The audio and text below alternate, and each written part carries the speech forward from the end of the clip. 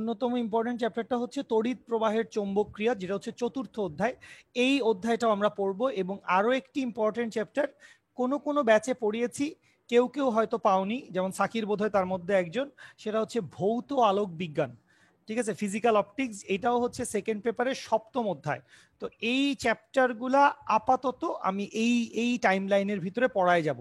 ঠিক আছে, আগামী 1.5-2 মাসের ভিতরে আমি চেষ্টা করব এই এই টাইম লাইনের ভিতরে। আমরা ফার্স্ট হচ্ছে পরমাণু পড়বো ইনশাল্লাহ, পরমাণু দিয়ে আমরা ইনশাল্লাহ আজকে শুরু করব। এরপরে জ্যোতির্বিজ্ঞান, আসলে আমি যদি এখন তোমাকে বলি যে আসলে জ্যোতির্বিজ্ঞানটি আসলে খুবই লামসাম চ্যাপ্টার, পড়া লাগবে না, বাজে চ্যাপ্টার, তাহলে আসলে খুবই বিশ্রী মিথ্যা কথাই বলা হবে। জ্যোতির্বিজ্ঞানের কন্টেন্ট বেশ ডিপ।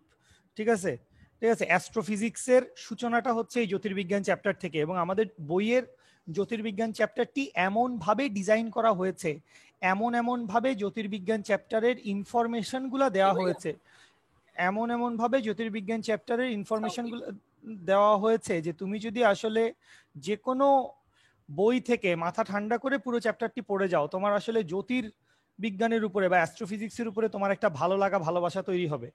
সো আবার কথা ওইটাই যে পরীক্ষায় তো ভাই তেমন কিছু আসে না বোধহয়, তো পরীক্ষায় যদি তেমন কিছু না আসে, আমরা হয়তো জ্যোতির্বিজ্ঞান নিয়ে খুব বেশি টাইম কিল করব না। মেইন একদম ইম্পর্টেন্ট টপিকগুলো এটা ওটা, এটা এখান থেকে এটা পড়া লাগে, ওইটা এটা বাংলা কিছু জিনিস রিডিং পড়তে হবে, কিছু কথাবার্তা আমি তোমাকে বলে দিব। এবং অ্যাস্ট্রোফিজিক্স আসলে নেক্সট স্টেপ জিনিস। ঠিক আছে, অ্যাস্ট্রোফিজিক্স আসলে নেক্সট থিং ইজ, যাদেরই আগ্রহ আছে জ্যোতির্বিজ্ঞানটা ভালো করে পড়বা। অনেকেই অ্যাস্ট্রোফিজিক্সের দিকে যায়, অনেকেই অ্যাস্ট্রোফিজিক্সের দিকে ঝোঁকে। ঠিক আছে, অনেকেই অ্যাস্ট্রোফিজিক্সের দিকে ঝোঁকে। ঠিক আছে, না বোধহয় আতিক, ওখানে তো বোধহয় দু একটা ছোট জিনিস বাকি আছে, ওটা আমরা হচ্ছে ওই সকালের দিকে আমরা যে কোনো একদিন একটা এক্সট্রা শিডিউল করে ওইটা আমরা ওখান থেকে নিয়ে নিব। ঠিক আছে, ওয়েভের যাটুকু বাকি আছে ওইটা সকালে একটা এক্সট্রা টাইমে আমরা নিয়ে নিব। ঠিক আছে, ওয়েভ পোর্শনটা, ওয়েভের পার্টটা আমরা সকালে একদিন একটা এক্সট্রা জায়গায় নিয়ে নিব।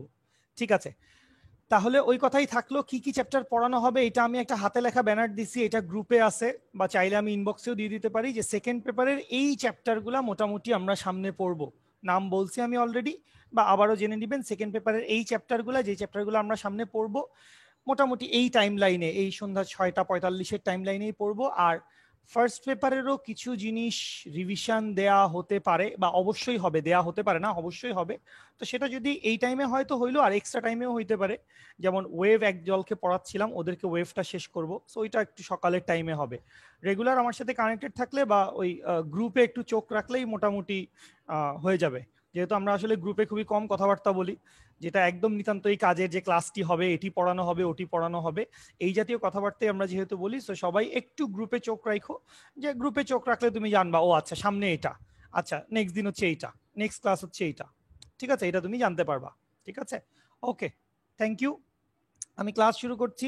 দু একজন নতুন মানুষজন আছেন, আপনারা ক্লাসটি করেন। ক্লাসটি করার পরে যদি কোনো কথাবার্তা থাকে আমাকে মেসেঞ্জারে নক করেন, বা পরিচিত ফ্রেন্ড আমার থ্রুতে ঢোকেন বা ফ্রেন্ডের থ্রুতে ঢোকেন, যেদিক দিয়ে ঢুকছেন যোগাযোগ করেন, কথাবার্তা বললেন। ঠিক আছে, এসো সবাই। এই সাকির, সাকির, জি ভাই। ফরহাদ কই? জানি না তো, অ্যাক্টিভ তো, অ্যাক্টিভ? নেটে তো অ্যাক্টিভ। তাহলে জয়েন করছে না কেন? এটা অ্যাক্টিভ, জয়েন করছে না কেন? এই যে আমি গতকালকে একটা পোল খুললাম, ওই পোলের যেই দুটো অপশন দিলাম, এই দুটো অপশন তোদের কেমন লাগলো? কেউ কিছু জানাইলি না আমাকে, এত সুন্দর আমি একটা পোল খুলে দুটো অপশন দিলাম। অপশন ভাইয়া অপশন ভালো লাগছে অনেক। ভালো তো লাগতেই হবে, না লাগে উপায় আছে? আচ্ছা, চলে আসি আমরা, শুরুতে কি নিয়ে কথাবার্তা হবে? শুরুতে সাকিব দুষ্টু করে না, ঠিক আছে? আচ্ছা, শুরুতে হচ্ছে পরমাণু মডেল। আচ্ছা, তো পরমাণু মডেলের কিছু ব্যাপার স্যাপার তোমরা নিশ্চয়ই কেমিস্ট্রিতে পড়েছো অবশ্যই। এবং দুটো নাম, একটা হচ্ছে নিলস বোর এবং আরেকটা হচ্ছে রাদারফোর্ড। তো রাদারফোর্ড এবং বোর সাহেবের কথাবার্তা তোমাদের পড়াই আছে। তো এর বাইরে আরো একটা পরমাণু মডেল আছে, যেটা হচ্ছে থমসন পরমাণু মডেল। ঠিক আছে, থমসন পরমাণু মডেল। তো এইটা হচ্ছে একদম বাংলা কথাগুলো আমি বলে দিচ্ছি, কিছু কিছু ইনফরমেশন আছে এই তিনটা পরমাণু মডেলের ভিতরে। সবাই কথা শুনি, সবাই একটু কথা শুনি এক লাইন ভাইয়ার। সেটা হচ্ছে এই তিনটা পরমাণু মডেলের ভিতরে ধরো থমসন পরমাণু মডেলটা হচ্ছে সর্বাপেক্ষা পুরনো। জাহিদ, আমরা তরঙ্গটা আমাদের রেগুলার ক্লাস টাইমে শেষ করব, আমি বলেছি একবার। জাহিদ, আমাদের রেগুলার ক্লাস টাইমে আমরা তরঙ্গটা শেষ করব।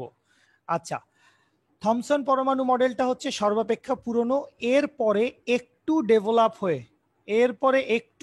হয়ে কি আসছে, এরপরে একটু ডেভেলপ হয়ে আসছে হচ্ছে রাদারফোর্ডের পরমাণু মডেল। তো থমসন পরমাণু মডেলের অনেক ভুল ছিল, সেই জিনিসগুলা কে ঠিক করছে? সেই জিনিসগুলা রাদারফোর্ড পরমাণু মডেল ঠিক করছে। কিন্তু রাদারফোর্ড পরমাণু মডেলেও কিছু কিছু ভুল ছিল।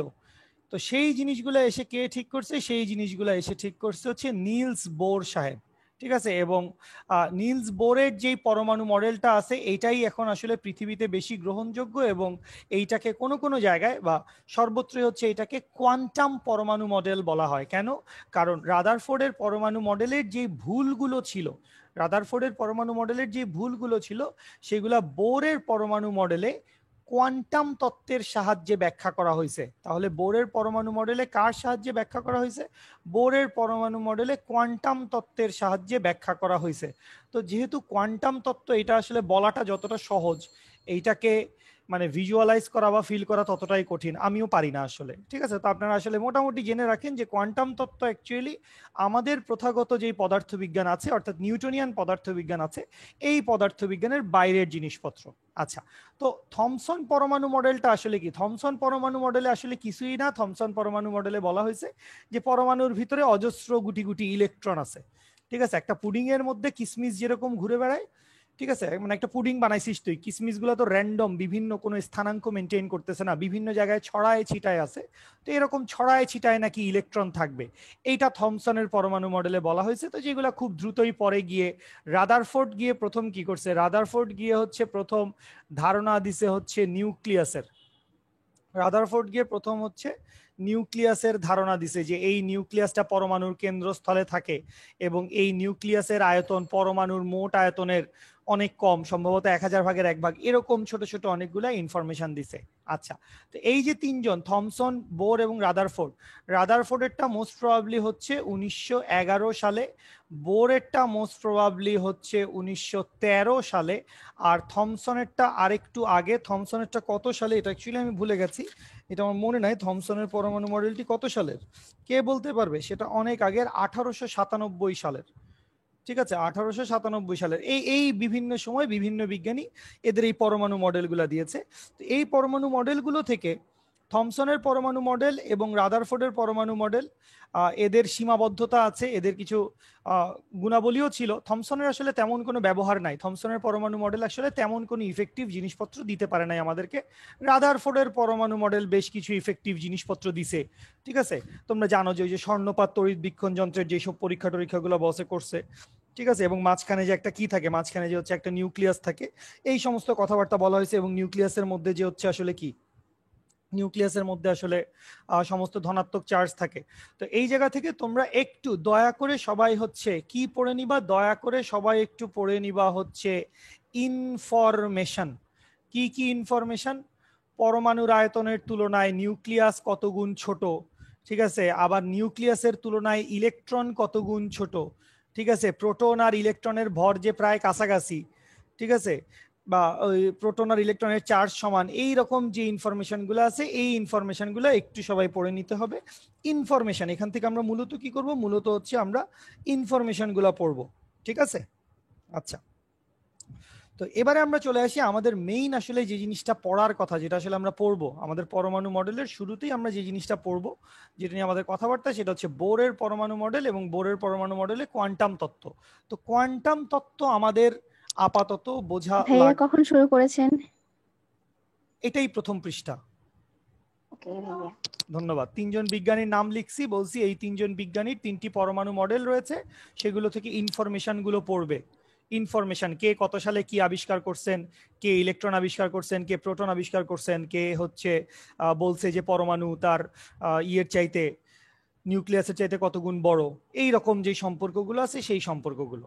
আচ্ছা, তো মূলত আমরা আসলে কি পড়ালেখা করব আজকে, মানে আজকে পড়ালেখা করে শেষ হবে না, আমরা আসলে শুরু করব কি, আমরা আসলে শুরু করব হচ্ছে বোরের পরমাণু মডেল, ঠিক আছে। এবং এই পরমাণু চ্যাপ্টারের ধরো বোরের পরমাণু মডেল থেকে, আমি জানি না এটা তোমাদের কেমিস্ট্রিতেও আছে বোধহয়, সেটা হচ্ছে একটু শুনো তো সবাই, ডান পাশে লিখছি আমি, বিভিন্ন শক্তি স্তরের ব্যাসার্ধ, তারপরে হচ্ছে বিভিন্ন শক্তি স্তরে ঘূর্ণনরত ইলেকট্রনের বেগ, এবং বিভিন্ন শক্তি স্তরে ইলেকট্রনের শক্তি, এই এই জিনিসগুলা কি তোমরা কেমিস্ট্রিতে পড়েছো না? আমার মনে হয় যেন কেমিস্ট্রিতে এগুলো আছে বোধহয়। ভাইয়া পড়েছি। আচ্ছা, তো এই জিনিসগুলোই আমরা আরেকবার একটু দেখব।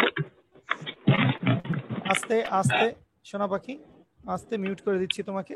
এই জিনিসগুলোই আমরা আসলে দেখব, ঠিক আছে। তো আমরা শুরুতেই ইকুয়েশনের দিকে যাব না, শুরুতে আমরা হচ্ছে বোরের পরমাণু মডেলের আমরা হচ্ছে আসলে বাংলায় স্বীকার্যগুলা কি বা বাংলায় কথাবার্তাগুলা কি সেগুলা একটু দেখব।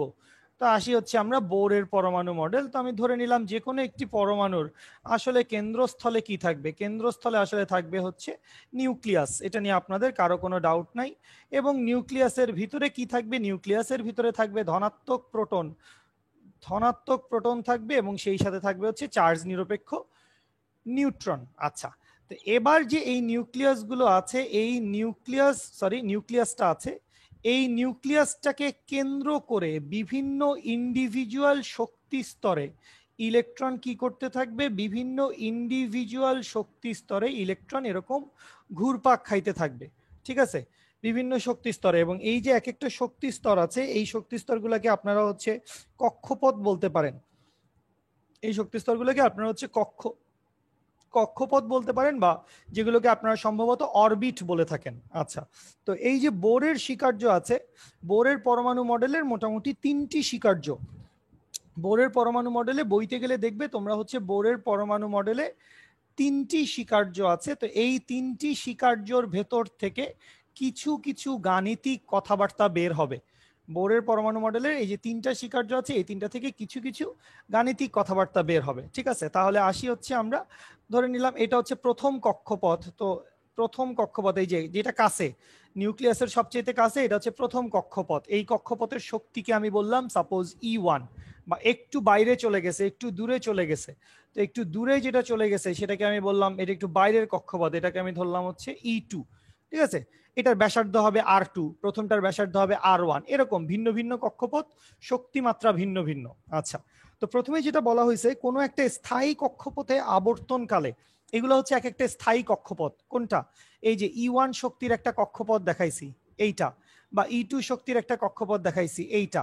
তো আমাদেরকে কি বলা হয়েছে, আমাদেরকে বলা হয়েছে যে কোনো একটা স্থায়ী কক্ষপথে আবর্তনকালে কোনো একটি ইলেকট্রনের কৌণিক ভরবেগ, কোনো একটি ইলেকট্রনের কৌণিক ভরবেগ কি হবে, ইলেকট্রনের কৌণিক ভরবেগ, ইলেকট্রনের কি, ইলেকট্রনের হচ্ছে কৌণিক ভরবেগ। ইলেকট্রনের কৌণিক ভরবেগটা কি হবে, ইলেকট্রনের কৌণিক ভরবেগটা হবে হচ্ছে h/2π এর, ইলেকট্রনের কৌণিক ভরবেগটা হবে h/2π এর পূর্ণ গুণিতক, h/2π এর পূর্ণ গুণিতক। এবং n এর ভ্যালু কত থেকে শুরু হবে বলে দিছে, n এর ভ্যালু কখনোই 0 হবে না, n এর ভ্যালু শুরু হবে হচ্ছে 1, 2, 3 ইত্যাদি দিয়ে। এবং এই যে এনটা আছে, এই এনটাকে আপনি চাইলে এটাকে, যেহেতু আপনি এখন অনেক ছোট লেভেলে পড়ালেখা করছেন, আপনি এটাকে বলতে পারেন এটা হচ্ছে কততম কক্ষপথ, কক্ষপথের সংখ্যা, কক্ষপথ, প্রথম কক্ষপথ, দ্বিতীয় কক্ষপথ, আপনি এইটা বলতে পারেন।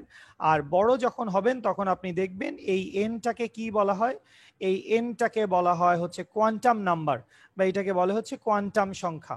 শুরুতেই আমি একবার বলছি যে বোর সাহেবের যে পরমাণু মডেল, সেই বোরের পরমাণু মডেলটা কি করবে, বোরের পরমাণু মডেলটাকে আমরা কোয়ান্টাম তত্ত্বের আলোকে ব্যাখ্যা করছি, ঠিক আছে। আচ্ছা, তাহলে ই এর কৌণিক ভরবেগ কি হবে, h/2π এর পূর্ণ গুণিতক। তো এই যে পূর্ণ গুণিতক, এই পূর্ণ গুণিতকটাকে আমরা কি করছি, পূর্ণ গুণিতকটাকে আমরা কি দ্বারা প্রকাশ করছি, পূর্ণ গুণিতকটাকে আমরা এন দ্বারা প্রকাশ করছি। তো কৌণিক ভরবেগ, কৌণিক ভরকে আমরা লিখতে পারি, ভরবেগকে আমরা লিখতে পারি হচ্ছে এল দ্বারা।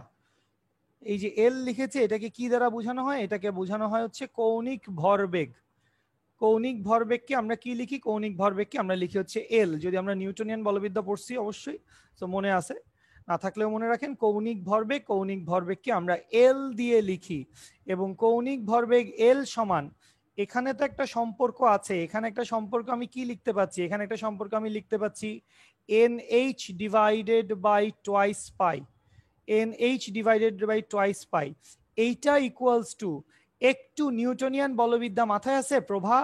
প্রভা সাইমা স্টুডেন্ট তুমি আছো? একটু নিউটনিয়ান বলবিদ্যা চিন্তা করো। NH বাই টোয়াইস পাই সমান mv ইন্টু আর লেখা যায়? mv ইন্টু আর। জি স্যার। কৌণিক ভরবেগ, প্রভার আওয়াজটা শুনে খুব ভালো লাগছে। কৌণিক ভরবেগ এল সমান কি ছিল? এল সমান ছিল হচ্ছে আর ক্রস পি। পি মানে কি? পি মানে হচ্ছে রৈখিক ভরবেগ। তার মানে কি আর পি সাইন থিটা। থিটার মান কত? থিটার মান 90 ডিগ্রি। সাইন 90-র ভ্যালু কত? সাইন 90-র ভ্যালু হচ্ছে 1। তাহলে আর ইন্টু এমভি, তার মানে এমভি আর। জাস্ট এক লাইনে নিউটনিয়ান বলবিদ্যাটা দেখে আসলাম ছোট করে, ঠিক আছে? সো এই জায়গা দিয়ে কৌণিক ভরবেগটা আসছে। তাহলে এখান থেকে আমরা কৌণিক ভরবেগের এরকম একটা সূত্র বা এটাকে একটা সম্পর্ক বলতে পারি যে এল সমান কি পাইছি? এল সমান পাইছি NH বাই টোয়াইস পাই সমান হচ্ছে কি?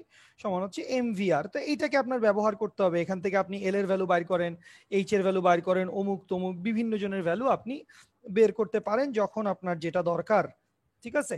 আচ্ছা, এইটাকে আমি একটা বাক্স বানায় রেখে দিই, এইটা আমার ভবিষ্যতে গেলে কাজে লাগবে, ঠিক আছে? ভবিষ্যতে মানে কখন? যখন আপনি পিএইচডি করতে যাবেন না, এই আজকে কালকের ক্লাসেই।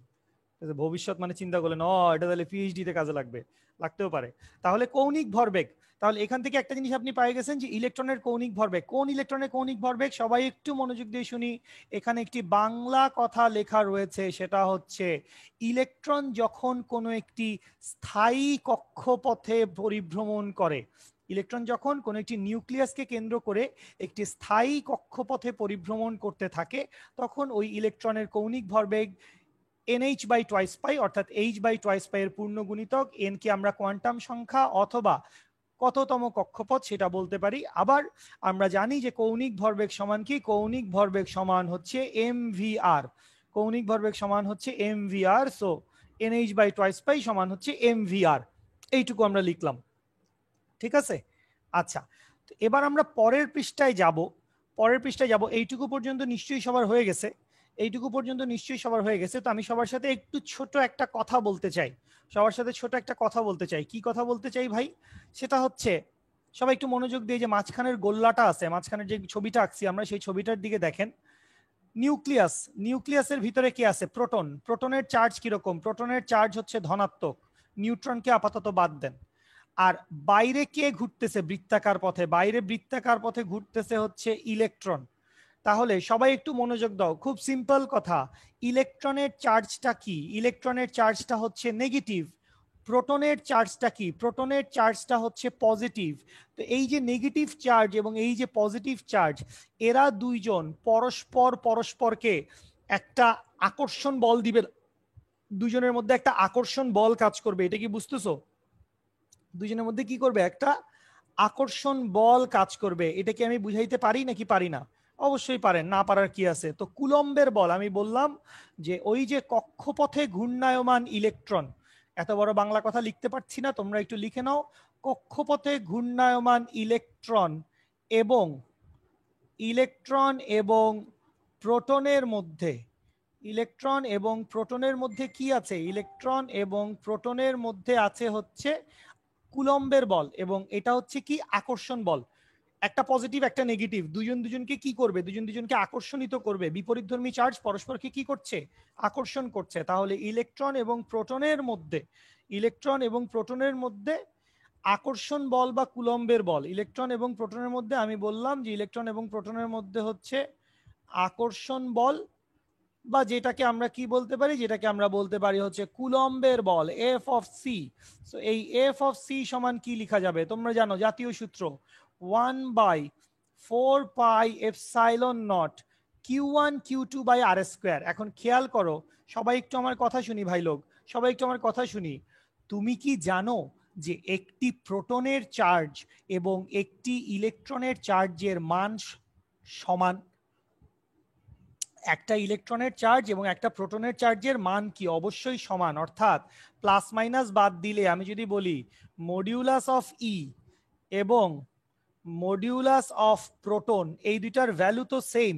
এই দুইটার ভ্যালু কত? এই দুইটার ভ্যালু হচ্ছে 1.6 ইন্টু 10⁻19 কুলম। কোনো পার্থক্য তো নাই, কারণ দুইটার মানই তো সমান ভাই, মান সমান, একটা প্লাস একটা মাইনাস। তো প্লাস মাইনাসের ব্যাপারটা তো আমি বলেই দিছি ভাই আকর্ষণ করবে। প্লাস মাইনাসের ব্যাপারটা আপনি ডিক্লেয়ার করছেন আকর্ষণ বল। তাহলে যেটা আমি লিখতে চাচ্ছি সেটা আমি ওখানে মানে দুইটা, একটা ইলেকট্রন একটা প্রোটন না লিখে আমি একটু সহজে লিখতে চাচ্ছি e into e divided by r square, বা এখান থেকে আমি লিখতে চাচ্ছি কুলম্বের বল f of c equals to 1/4πε0 e square divided by r square. তাহলে এইটা কি পাই গেলাম? এইটা পাই গেলাম ইলেকট্রন এবং প্রোটনের মধ্যে ক্রিয়াশীল কুলম্বের বল বা আকর্ষণ বলের মান এফ অফ সি। এইটুকু বুঝতে কারো কোনো সমস্যা নাই নিশ্চয়ই? এইটুকু বুঝতে কারো কোনো সমস্যা থাকলে আমাকে বলতে পারো। আহসান, তুই কি ক্লাসে জয়েন করেছিস? আহসান, জয়েন করেছিস? ওকে, কে জানে। তাহলে ওইটুকু বুঝে আসছেন না ভাই লোক? এইটুকু বুঝে আসছেন না? আচ্ছা, তাহলে এখন আসেন, এটা তো আকর্ষণ বল। এবারে খেয়াল করি অন্য ধরনের কথা। কি ধরনের কথা ভাই? এই যে ইলেকট্রনটা আছে, ইলেকট্রনটা কিভাবে ঘুরতেছে? ইলেকট্রনটা একটা বৃত্তাকার পথে ঘুরছে। ইলেকট্রনটা কিভাবে ঘুরছে? ইলেকট্রনটা ঘুরছে হচ্ছে একটা বৃত্তাকার পথে। তো কোনো একটা বস্তু যদি বৃত্তাকার পথে ঘুরে, এখানেও একটু নিউটনিয়ান বলবিদ্যার কথা চলে আসবে। সেটা হচ্ছে কোনো একটি বস্তু যখন বৃত্তাকার পথে ঘুরে তার টেন্ডেন্সিটা কি থাকে? ছিটকে বাইরে চলে যাওয়ার একটা টেন্ডেন্সি থাকে। যে কোনো বস্তু, রাস্তার ব্যাংকিং মনে করো, ওই যে বাঁকানো রাস্তা পার হওয়ার সময় গাড়ি ছিটকে বের হয়ে যাইতে চায় কেন? কারণ ওই যে বৃত্তাকার পথে ঘোরার সময় সেন্ট্রিফিউগাল ফোর্স, কেন্দ্র বিমুখী বল। তাহলে ইলেকট্রনটা যেহেতু বৃত্তাকার পথে ঘুরছে, তাহলে ইলেকট্রনের উপর একটা কেন্দ্র বিমুখী বল ক্রিয়াশীল। ইলেকট্রনের উপর ক্রিয়াশীল, ইলেকট্রনের উপর ক্রিয়াশীল কেন্দ্র বিমুখী বল, ইলেকট্রনের উপর ক্রিয়াশীল কেন্দ্র বিমুখী বল। তো সেই কেন্দ্র বিমুখী বল সেটাকে আমরা এফ অফ সিএফ লিখতে পারি, সেন্ট্রিফিউগাল ফোর্স। এই এফ অফ সিএফ সমান কি হবে? এফ অফ সিএফ সমান তুমি চাইলে এম ওমেগা স্কোয়ার আর লিখতে পারো, অথবা আমি লিখলাম m v square divided by r. বলেন বোঝেন কিনা? ইলেকট্রনটা বৃত্তাকার পথে ঘুরছে, তাহলে এই ইলেকট্রনটার উপরে কি হবে? এই ইলেকট্রনটার উপরে একটা কেন্দ্র বিমুখী বল কাজ করবে। তো এই যে কুলম্বের বল এফ অফ সিটা আছে, সবার যদি এইটুকু লেখা হয়, আমি জাস্ট একটা সেকেন্ডের জন্য একটু ছবিটার কাছে ফেরত যাব। আমরা যে ছবিটা আঁকছি সেই ছবিটায় ফেরত যাচ্ছি। সবাই একটু দেখো, সবাই একটু দেখো। সেটা হচ্ছে কুলম্বের বল আকর্ষণ বল। তাহলে এফ অফ সি কোনটা ভাইয়া? কুলম্বের বল। এফ অফ সি কাজ করতেছে কোন দিকে? এফ অফ সি কাজ করতেছে ভেতরের দিকে। এবং সেন্ট্রিফিউগাল ফোর্স অর্থাৎ কেন্দ্র বিমুখী বল f of CF, f of CF কাজ করতেছে কোন দিকে? এফ অফ সিএফ কাজ করতেছে আসলে বাইরের দিকে। ইলেকট্রনটাকে ধাক্কা দিতে চাচ্ছে কোন দিকে? বাইরের দিকে। কিন্তু তুমি শুরুতে কি বলছো? তুমি শুরুতে বলছো ইলেকট্রন কোথায় ঘূর্ণায়মান? তুমি শুরুতে বলছো হচ্ছে ইলেকট্রন হচ্ছে স্থায়ী কক্ষপথে ঘূর্ণায়মান। কোথায় ঘূর্ণায়মান ভাই? ইলেকট্রনটি হচ্ছে স্থায়ী কক্ষপথে ঘূর্ণায়মান। তাহলে ইলেকট্রন যদি স্থায়ী কক্ষপথে ঘূর্ণায়মান হয়, ইলেকট্রন যদি স্থায়ী কক্ষপথে ঘূর্ণায়মান হয়, তাহলে একটু দেখো দেখিনি তোমরা সবাই, আমি কি লিখতে পারবো? আমি কি লিখতে পারবো যে এফ অফ সি অর্থাৎ কুলম্বের বল এবং এফ অফ সি এফ অর্থাৎ সেন্ট্রিফিউগাল ফোর্স কেন্দ্র বিমুখী বল, এ দুটোর মান সমান? এটা কি বলা যায় ভাই লোক? বোঝেন? কারণ এই ইলেকট্রনটির উপর দুটো ফোর্স কাজ করছে। ইলেকট্রনটির উপর কটি ফোর্স কাজ করছে? ইলেকট্রনটির উপর ফোর্স কাজ করছে দুটো। একটা ভিতরের দিকে, কুলম্বের বল টানতেছে ভিতরে, প্রোটন বলতেছে আয় তুই আমার কাছে আয়। আবার সেন্ট্রিফিউগাল ফোর্স বলতেছে না তুই ছিটকে বাইরে চলে যা। এখন যদি এদের টানাটানির পরিমাণ সমান হয়, তাহলেই তো সে একটা নির্দিষ্ট ব্যাসার্ধ মেনটেন করে ঘুরবে। ভিতরে যা টানতেছে বাইরেও তাই টানতেছে। অর্থাৎ এই যে কুলম্বের ফোর্স লিখেছি এবং ওই যে সেন্ট্রিফিউগাল ফোর্স লিখেছি, এই দুটো ফোর্সের মান কি? এই দুটো ফোর্সের মান হচ্ছে সমান এবং দিক বিপরীত। সমান এবং দিক বিপরীত, দিক যে বিপরীত এটা কিন্তু ছবিতেই তোদেরকে বুঝাই দিলাম আমি, ঠিক আছে? আচ্ছা, তাহলে এবার এখান থেকে আয়, এখান থেকে আয়, এবার আমরা কিছু কাহিনী টাহিনী করি। এই আমাদের কাহিনী শুরু হচ্ছে, এই জাস্ট আমরা ইলেকট্রনের এই কক্ষপথের ব্যাসার্ধ, রামসাম, যদুমধু এগুলার কাহিনী শুরু করতেছি।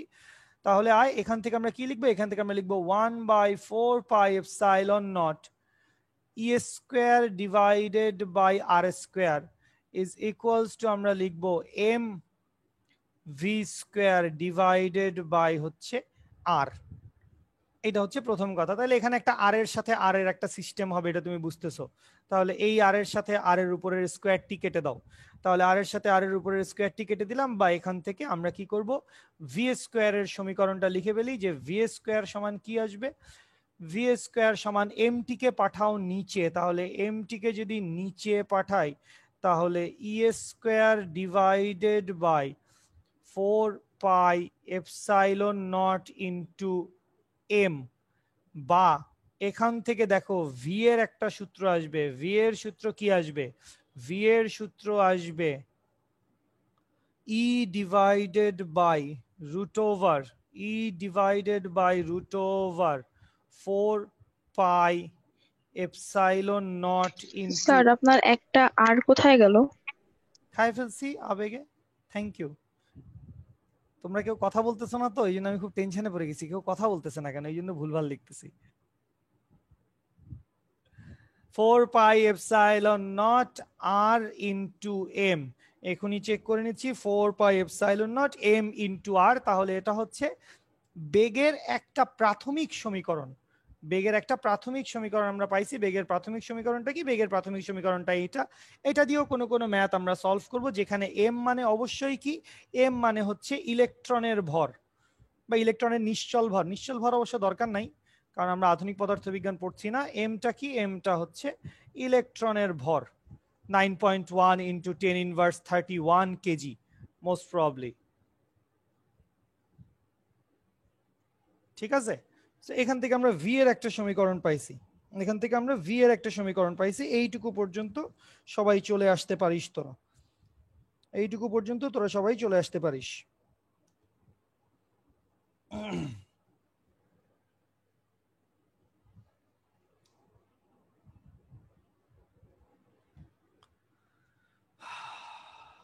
আসছেন না সবাই? দেশ ও জাতি আপনারা চুপচাপ কেন? দিয়া, প্রভা, ফাতেমা, জিসান, সাকির, প্রীতি, মিতালি, প্রাপ্তি, রিশা। এই রিশা, রিশা মাইক্রোফোনটি অন করো। রিশা, রিশা মাইক্রোফোন অন করবে না, শিওর, পলাইছে। আচ্ছা, তাহলে এইটুকু পর্যন্ত আমরা পাইছি। না ভাইয়া, কেন অন করব না? তুমি ম্যাথ ক্লাস করো নাই কেন? হ্যাঁ, আমি ডাক্তারের কাছে গেছিলাম। Okay, I am sorry. Yup yup yup, okay okay okay, ঠিক আছে ঠিক আছে, আমরা এটা নিয়ে পরে কথা বলছি। তাহলে এটা তো বেগের ইকুয়েশন পাইলাম, এটা হচ্ছে বেগের জেনারেল ইকুয়েশন। তো যদি আমাদের সবকিছুই হচ্ছে প্রথম কক্ষপথ, তোমরা জানো এখানে আমাদের ভিন্ন ভিন্ন কক্ষপথ আছে, ভিন্ন ভিন্ন কোয়ান্টাম সংখ্যা দেওয়া থাকবে, প্রথম শক্তি স্তর, দ্বিতীয় শক্তি স্তর, তৃতীয় শক্তি স্তর। তো ওই যে সূত্রটা লিখছো এটা হচ্ছে বেগের জেনারেলাইজ সূত্র। তো এইটাকে আমরা একদম ইউনিফর্ম করে ফেলি, যে এন তম কক্ষপথের জন্য আপনাকে ধরেন বেগের মানটা, আরে আপনাকে ধরেন আপনাকে বের করতে বললো হচ্ছে বেগের মানটা এন তম কক্ষপথের জন্য কত। তাহলে এন তম কক্ষপথের জন্য, এন তম কক্ষপথের জন্য আপনি বেগের মান, সেটাকে আপনি ভি অফ এন নাম দিতে পারেন। তাহলে V of N is equals two, উপরে তো আসলে শুধু ই থাকবে, উপরে থাকলো শুধু ই, নিচে থাকবে হচ্ছে 4πε0 m into r of n, যেখানে যেখানে আর অফ এনটা কি? আর অফ এনটা হচ্ছে এন তম কক্ষপথের ব্যাসার্ধ। আর অফ এনটা কি? আর অফ এনটা হচ্ছে এন তম কক্ষপথের ব্যাসার্ধ। তো ওই এন তম কক্ষপথের ব্যাসার্ধটাকে আমরা এবার বিভিন্ন উপায়ে বের টের করব, ঠিক আছে? এই কক্ষপথের ব্যাসার্ধটা কত, এখানে যে ইকুয়েশনটা পাইছো এটাকেও বাক্সবন্দি করো, এটাকেও বাক্সবন্দি করো। এটা একটা বড় সূত্র, এটা নিয়ে অনেক কাজবাজ হবে, এটা নিয়ে অনেক বড় কাজবাজ হবে। এখন আমরা কি করব? এখন আমরা একটু প্রথম স্বীকার্যটার দিকে তাকাবো। সবাই কি আমার সাথে ফলো আপ রাখতে পারছো? সবাই হাঁটতে পারছো আমার সাথে?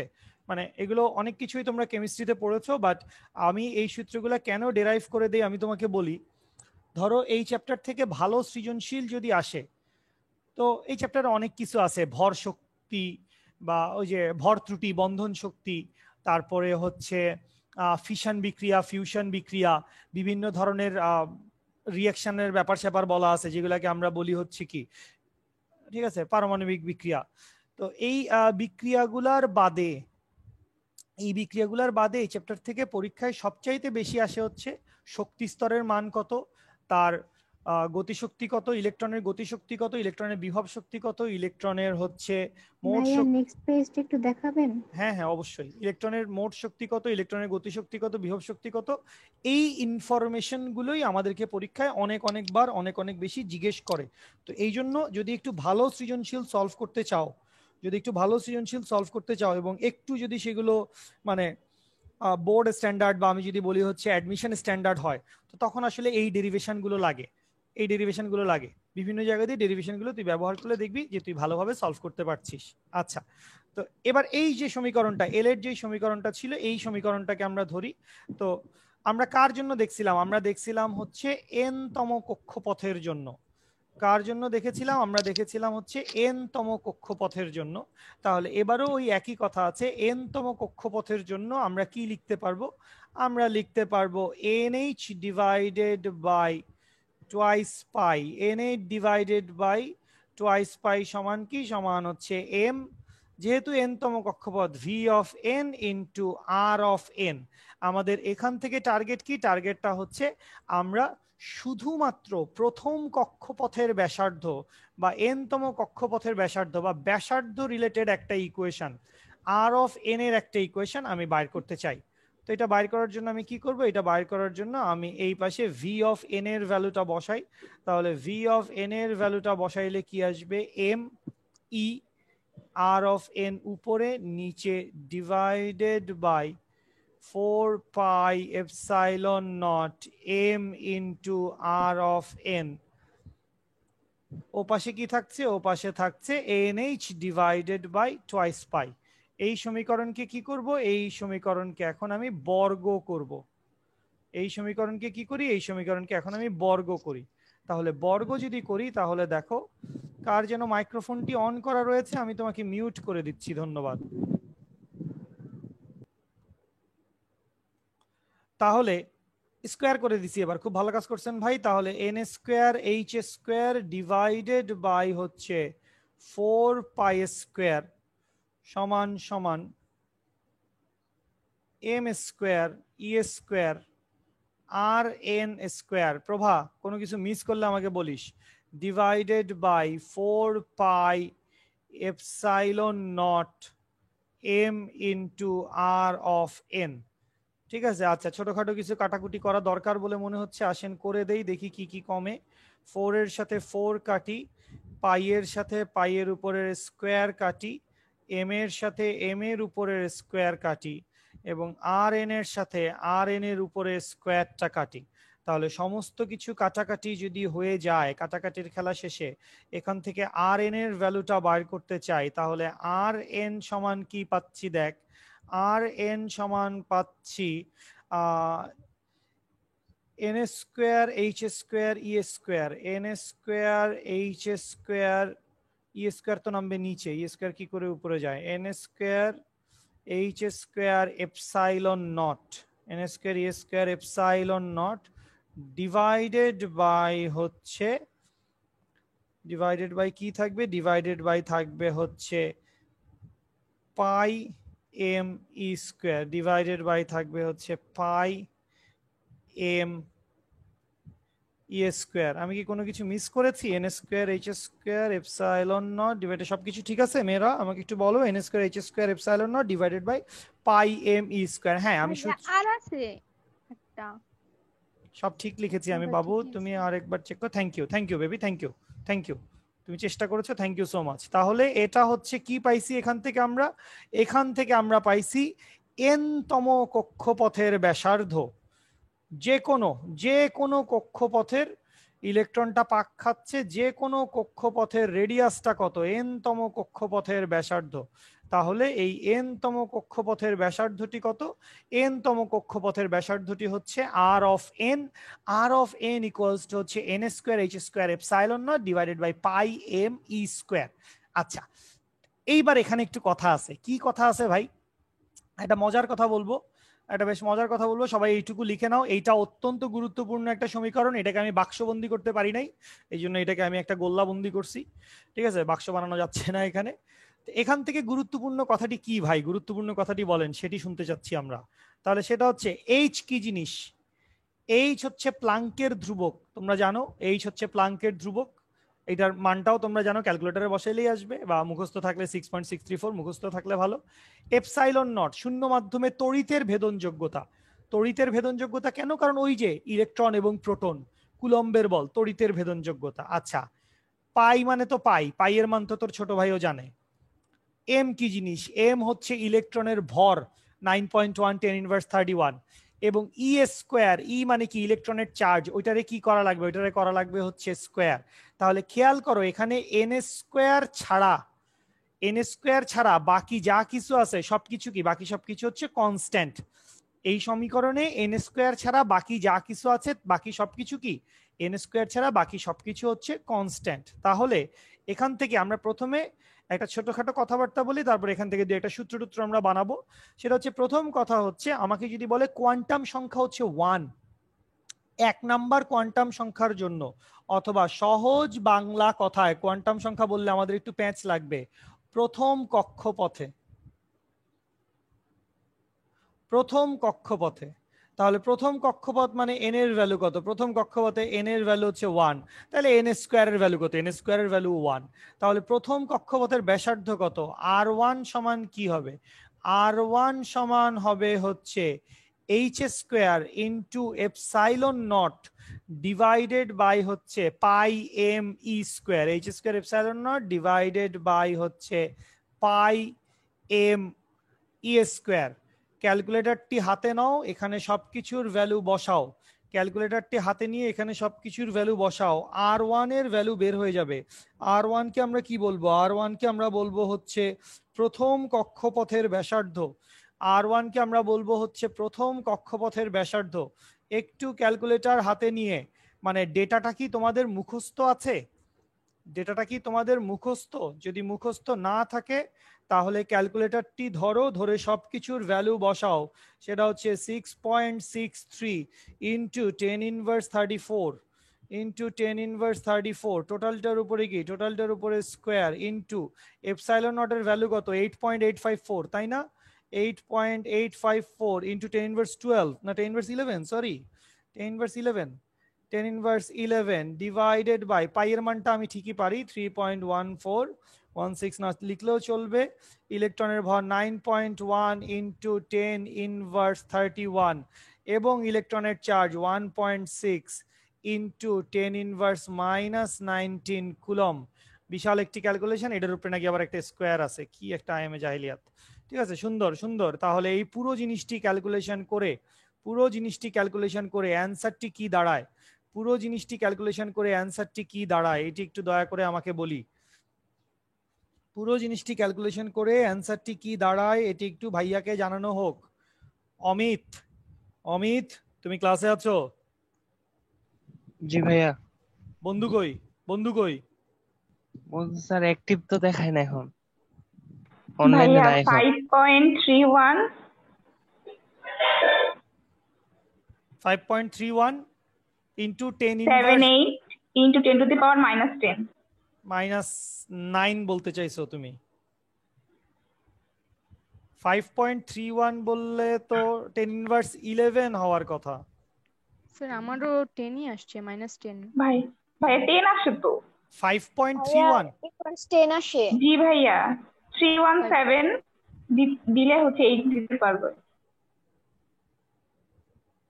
পূর্ণাঙ্গ যে অ্যান্সারটি, সেই অ্যান্সারটি আমি তোমাদেরকে বলছি। পূর্ণাঙ্গ অ্যান্সারটি হচ্ছে 0.532 ইন্টু 10⁻10।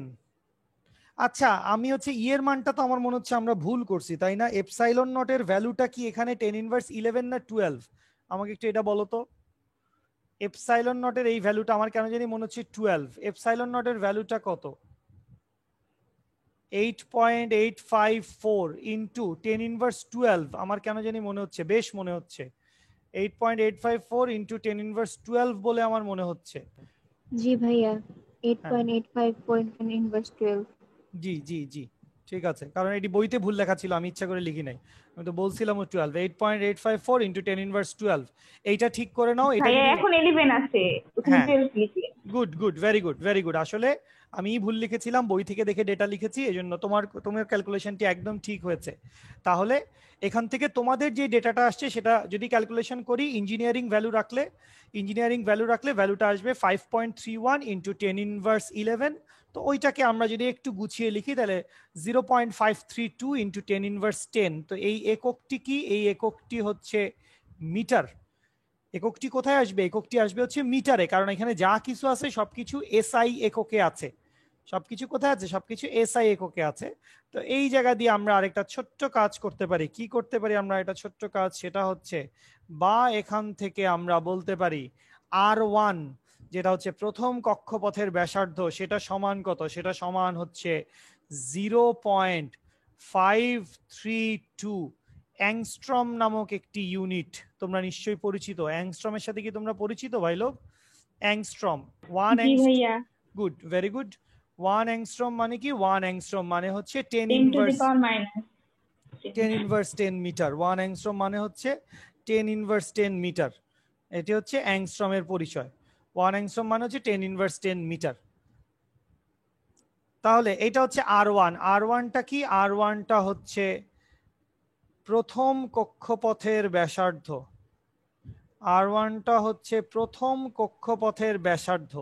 এখন সারা জীবনই আমাকে প্রথম কক্ষপথের ব্যাসার্ধই বাইর করতে দিবে এমন তো কোনো কথা নাই। আমাকে বলতে পারে চতুর্থ কক্ষপথের ব্যাসার্ধ কত, দশম কক্ষপথের ব্যাসার্ধ কত। তো খেয়াল করো এখানে আমি কার ভ্যালু বাইর করছি? এখানে আমি h² epsilon not divided by pi m e square, এই পুরো জিনিসটার ভ্যালু বাইর করছি না? এই যে এই পুরো জিনিসটার ভ্যালু বাইর করছি। তো ব্যাসার্ধের ইকুয়েশনে আর বাকি আছে কি? ব্যাসার্ধের ইকুয়েশনে বাকি আছে দেখো শুধু n²। ব্যাসার্ধের ইকুয়েশনে শুধু n² বাকি আছে। তাহলে আমাকে যদি বলে যে n তম কক্ষপথের ব্যাসার্ধ কত, তাহলে এখান থেকে আমরা একটা শর্টকাট ফর্মে যাচ্ছি। n তম কক্ষপথের ব্যাসার্ধ, তাহলে n তম কক্ষপথের ব্যাসার্ধ, তো n তম কক্ষপথের ব্যাসার্ধটি যদি বের করতে বলে তাহলে সেই ব্যাসার্ধটি হবে r অফ n ধরে নিলাম। ওটাকে আমি লিখলাম, একটু সুন্দর করে লেখেন না ভাই, ওটাকে আমি লিখলাম n² ইন্টু R1। দেখেন তো বোঝেন কিনা? n তম কক্ষপথের ব্যাসার্ধ, কারণ বাকি সবকিছু যা আছে ওই ইকুয়েশনের বাকি সবকিছু R1 এর ভিতর ঢুকে গেছে, এবং R1 এর ভিতরে যা আছে পুরা জিনিসটা কনস্ট্যান্ট, এবং প্রথম কক্ষপথের ব্যাসার্ধটিও কনস্ট্যান্ট। ঠিক আছে? তো তাহলে বাকি থাকে কি? বাকি থাকে হচ্ছে কোয়ান্টাম নাম্বার। দ্বিতীয় কক্ষপথ কোয়ান্টাম নাম্বার 2, তৃতীয় কক্ষপথ কোয়ান্টাম নাম্বার 3। তো এই বিভিন্ন শক্তি স্তরের কোয়ান্টাম নাম্বারটা আমরা বসাইতে যাই। তো বিভিন্ন শক্তি স্তরের কোয়ান্টাম নাম্বার বসাইতে গেলে এই অবস্থায় আসবে। বলেন, কারো বুঝতে সমস্যা হলে আমাকে বলেন। বুঝতে সমস্যা হলে আমাকে নির্দ্বিধায় বলে ফেলেন খুবই দ্রুত। ভাইয়া R1 এর মান কি ফিক্সড? হ্যাঁ অবশ্যই অবশ্যই অবশ্যই R1 এর মান ফিক্সড। কিন্তু একটু একটু মানে বাই এনি চান্স তোমাকে যদি একটা সৃজনশীলের গ নাম্বারে অর্থাৎ 3 নাম্বারের জন্য তোমাকে বলল যে হাইড্রোজেন পরমাণুর প্রথম কক্ষপথের ব্যাসার্ধের মান কত, তোমাকে এই অঙ্কটা করে দেখাইতে হবে, যদিও তুমি অ্যান্সারটা জানো সেটা কত। ঠিক আছে? তোমাকে প্রথম কক্ষপথের ব্যাসার্ধটি অবশ্যই বের করে দেখাতে হবে, না হলে হবে না। তুমি ডিরেক্ট মান লিখে দিতে পারবে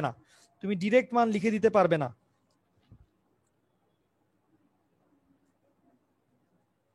বুঝতে পারছি সবাই?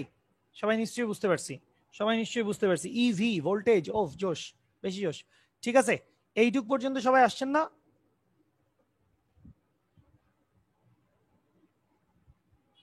সবাই আসছেন তো এইটুক পর্যন্ত? ঠিক আছে, আমি তাহলে একটু সামনের দিকে আগাচ্ছি, তোমরা বেশ চুপচাপ আজকে।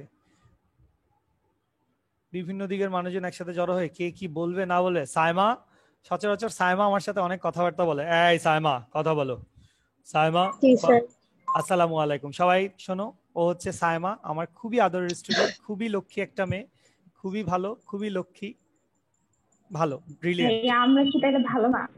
তোমরাও ভালো, অবশ্যই অবশ্যই, কিন্তু এখন তো আমি সাইমার সাথে পরিচয় করে দিচ্ছিলাম। একসাথে তো আসলে মানে অনলাইনে তো একসাথে আসলে কোটি কোটি মানুষের সাথে পরিচয় করানোটা একটু কঠিন। তোমার সাথে ইনশাল্লাহ নেক্সট দিন পরিচয় করিয়ে দিব অবশ্যই। কার সাথে কথা কইছি এটাই বুঝি নাই, আল্লাহ মাফ করে দিও, আল্লাহ প্লিজ। অন্ধকারে কথা কইছি, আল্লাহ। ভাইয়া আমি ভাবতে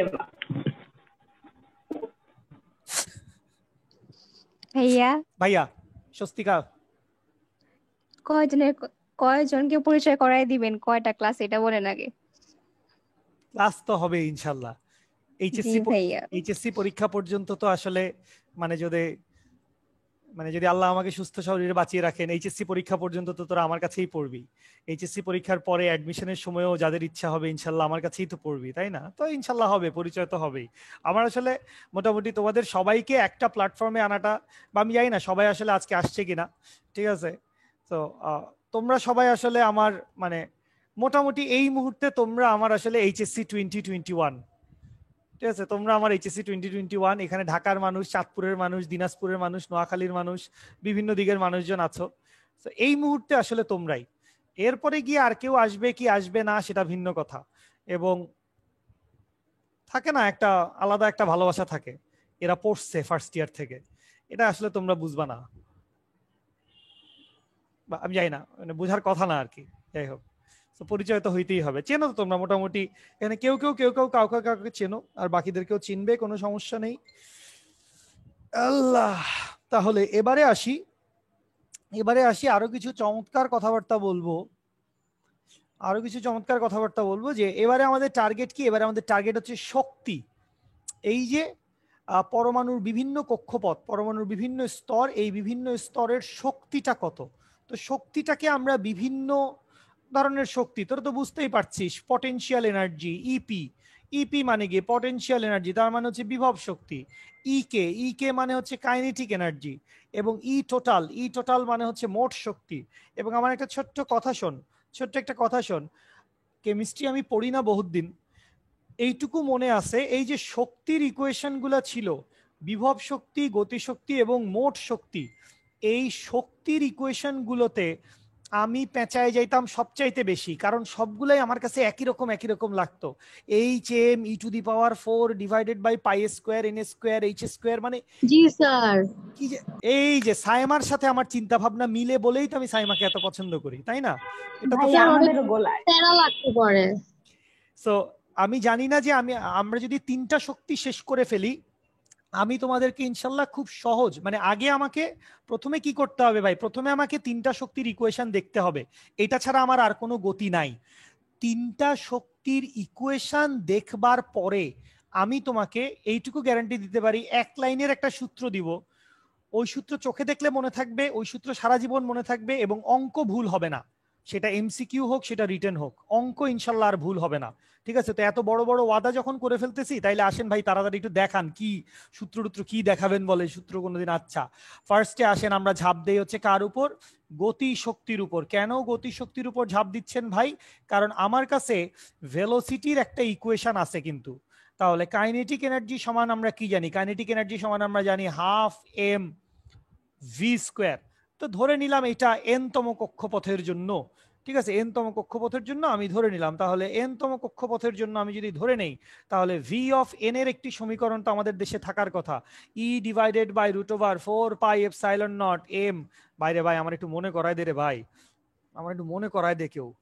তাহলে ½ ইন্টু উপরে আসবে কি, যেহেতু v² আছে তাহলে e² ইন্টু নিচের রুটটা উঠে যাবে 4πε0 ইন্টু r অফ n। আমি জানি না ঠিক লিখছি কিনা, 4πε0 mr 4πε0mr, ঠিক লিখেছি, শুকর আলহামদুলিল্লাহ। সবাই ঠিক আছে না? দেখো তো তাহলে এই জায়গা দিয়ে মনে করো, এই জায়গা দিয়ে কি করলাম আমি, এই জায়গা দিয়ে আমি এম এর সাথে এম দিলাম কাইটে, খুব ভালো করছেন স্যার। তাহলে কাটাকাটি শেষ করলে দেখো এখান থেকেই আসলে আমরা কাইনেটিক এনার্জির ইকুয়েশনটা পাই যাই। চাইলে আমরা আর এন এর ভ্যালু বসাইতে পারি। আমরা কি আর এন এর ভ্যালু বসাবো নাকি বসাবো না, সেটাও আরেকটি বিশাল প্রশ্ন। আর এন এর ভ্যালুটি আসলে আমাদের বসানোর প্রয়োজন নেই, বা আর এন এর ভ্যালু আমরা, আর এন এর ভ্যালু আপাতত তো আমার বসানোর দরকার লাগছে না। তাহলে এখান থেকে আসো আমি দেখে নেই, বা কাইনেটিক এনার্জির জন্য আমি একটা ইকুয়েশন পেয়ে গেছি। Kinetic energy e of k, e of k সমান দেখো 4 আর 2, that means 1/8, 1/8 into 1/8 into e square divided by pi epsilon nought into r of n. এই সমীকরণটা বুঝতে কারো সমস্যা থাকলে আমাকে বলেন, এই সমীকরণটা বুঝতে কারো সমস্যা থাকলে বলেন। আচ্ছা, এখানে আমি আর এন এর ভ্যালু বসাবো, এখানে আমি আর এন এর ভ্যালু বসাবো, আর এন এর ভ্যালুটা আমি এখানে বসাইতে চাই। আর এন এর ভ্যালু আমরা কি পাইছিলাম, আর এন এর ভ্যালু আমরা পাইছিলাম n square into h square into epsilon not divided by, আজকেই বয়স 5 দিন বাইরে যাবে, গত 2.5 দিনে যে বয়সটা কমাইছিলাম ওটা বাইরে যাবে, কেন সূত্র মুখস্থ করতে করতে, divided by pi m e square, n square h square epsilon nought উপরে divide by pi m e square, n square divided by pi m e square. এটা নাকি আমি বসাবো, তাহলে ই স্কোয়ার তো কাটা চলে যাবে, গেলে যাবে স্যার, আপনি এত প্রেশার নিচ্ছেন কেন? ই স্কোয়ার কাটা যাবে না, এইচ টু দি পাওয়ার 4 হবে।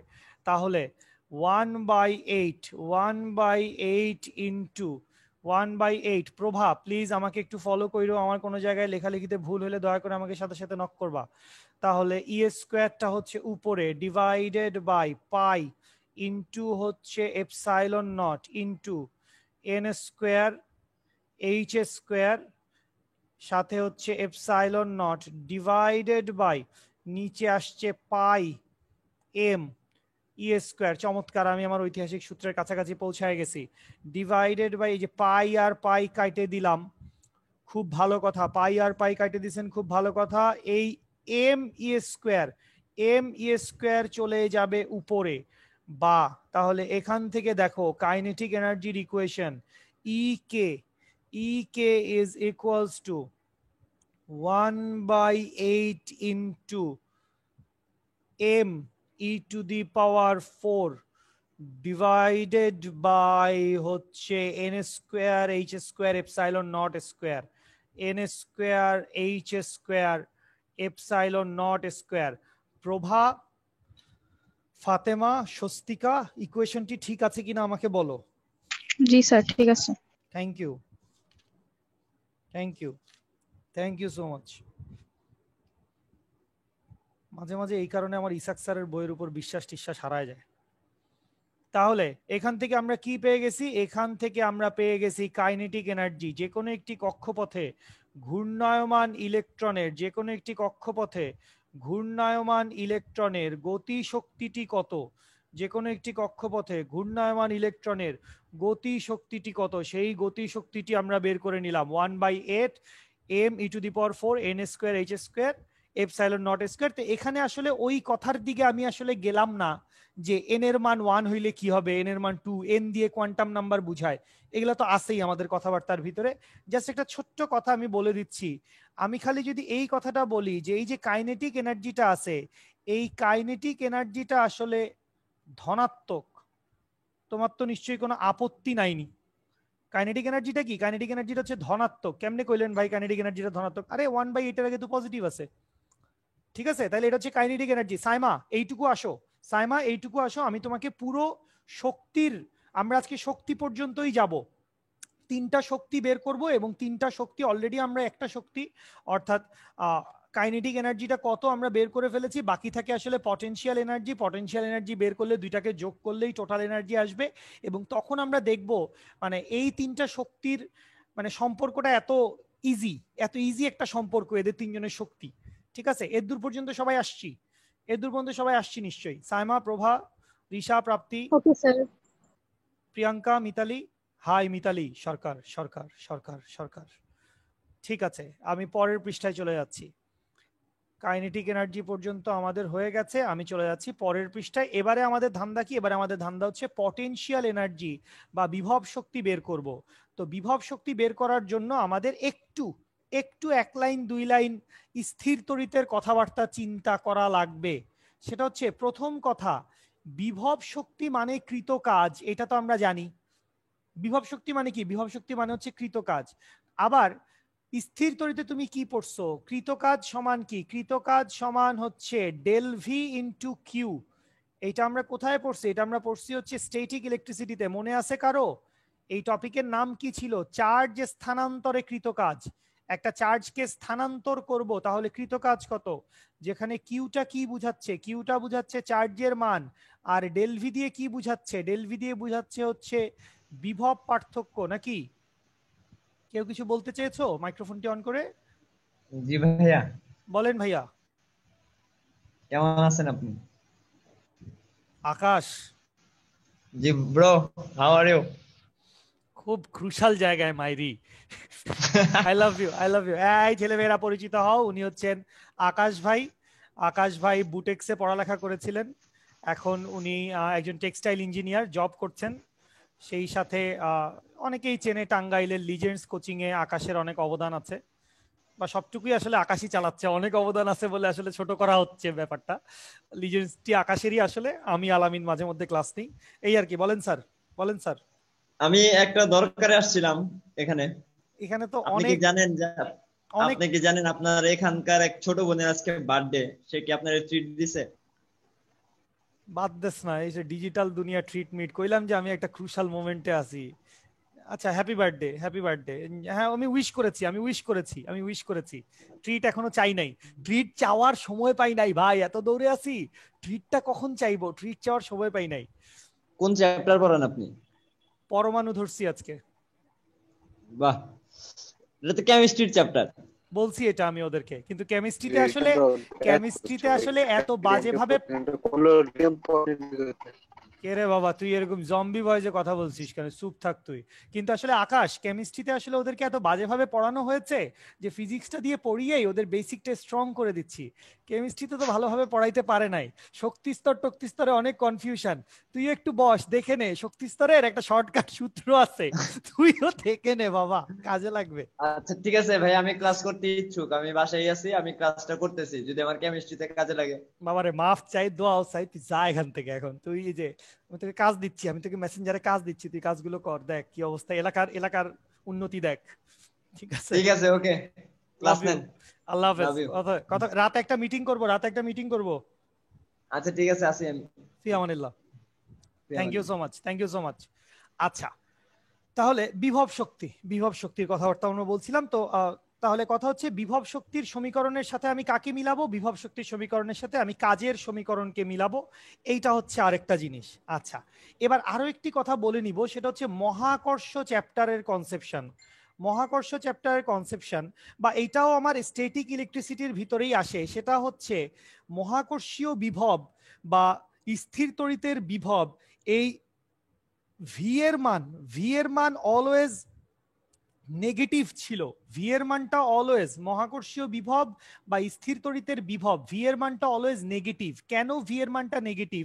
আমি খুব সিম্পলি বলি, মনে কর এই যে মার্কারটা আছে, এই মার্কারটাকে আমি এই জায়গায় স্থির অবস্থায় রেখে দিছি।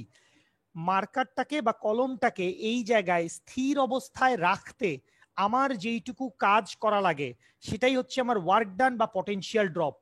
তো মার্কারটা আসলে কোন দিকে যেতে চায়? ছেড়ে দিলেই তো নিচে নামবে, ছেড়ে দিলেই ও নিচে নামবে। তো ও যাইতে চায় কোন দিকে? ও যাইতে চায় নিচে। কিন্তু আমি ওইটাকে ওর শক্তির বিপরীতে, ওজন কাজ করতেছে নিচের দিকে, ওর শক্তির বিপরীতে ওকে ধরে রাখছি না। যেহেতু ওর বিপরীতে ধরে রাখছি, সো এই কারণে মনে রাখো ভোল্টেজ, স্ট্যাটিক ইলেকট্রিসিটির ভোল্টেজ এবং গ্র্যাভিটেশনাল ভোল্টেজ, মানে ওটাকে তখন পটেনশিয়াল বলবো, ভোল্টেজ বলবো না। পটেনশিয়াল অলওয়েজ হচ্ছে কি নেগেটিভ। একটু মনে করে দেখো, বা এই চ্যাপ্টারগুলো আমরা যখন রিভিশন দিব তখন অবশ্যই এই কথাগুলো আসবে।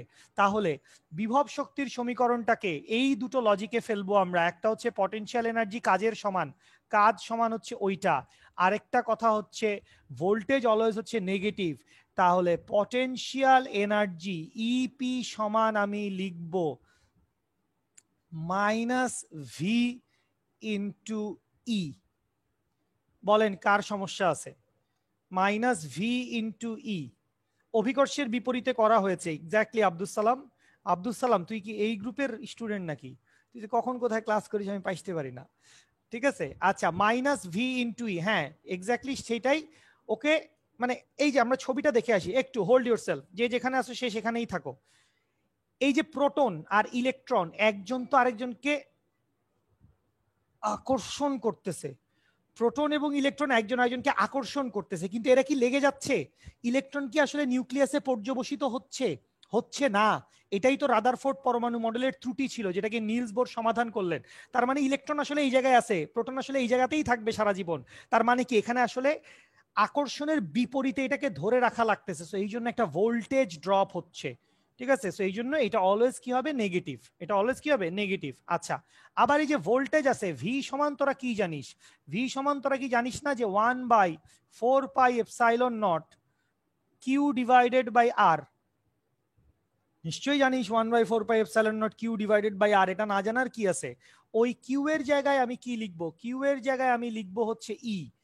কিউ এর জায়গায় আমি লিখবো হচ্ছে ই, কারণ কাকে ধরে রাখা হয়েছে? ধরে তো রাখা হয়েছে ইলেকট্রনকে, ধরে রাখা হয়েছে ইলেকট্রনকে, ধরে রাখা হয়েছে ইলেকট্রনকে। ঠিক আছে, তাহলে এই জায়গা দিয়ে আসো, এবার আমরা ভিতরে চলে যাই। তাহলে ভোল্টেজের ইকুয়েশনটা লিখবো, মাইনাসটি থাকবে 1/4πε0 ইন্টু ই স্কোয়ার লিখে দিলাম। কেন? বা ই স্কোয়ার লিখলে তোর মনে হবে ই স্কোয়ার কই থেকে আসলো, তাহলে লিখি e into r by n into e, বা এখান থেকে কি লিখবো? এখান থেকে লিখবো minus 1/4πε0 e square divided by r of n. এবারে চলে যাব আর অফ এন এর ভ্যালু বসাইতে। ঠিক আছে, এই যে আর অফ এন এর n square h square epsilon nought pi m e square, এই ভ্যালুটা বসাবো। তাহলে এই ভ্যালুটি যদি বসিয়ে দেই, এই ভ্যালুটি যদি বসিয়ে দেই, মাইনাস 1/4πε0 ই স্কোয়ার থাকবে, নিচে কি থাকবে? N square h square epsilon not divided by হচ্ছে pi m e square, divided by হচ্ছে পাই এম ই স্কোয়ার। এইটুকু বুঝছেন না সবাই? এইটুকু সবাই বুঝছেন না? তাহলে আমি একটু এই যে ডান পাশের যে ইতিহাস ভূগোল লিখছিলাম, এইসব ইতিহাস ভূগোল আমি একটু ক্লিয়ার করছি। ডান পাশের যে ইতিহাস ভূগোল আছে এগুলোকে একটু ক্লিয়ার করে দিচ্ছি। ক্লিয়ার ক্লিয়ার ক্লিয়ার হয়ে গেল, সবকিছু সবকিছু ক্লিয়ার হয়ে গেল। তাহলে এবার এখান থেকে কাহিনীটি কি তোমরা খুবই ভালো করে জানো। হালকা একটু কাটাকাটির খেলা খেলতে হয়, হালকা কাটাকাটির খেলা খেললাম।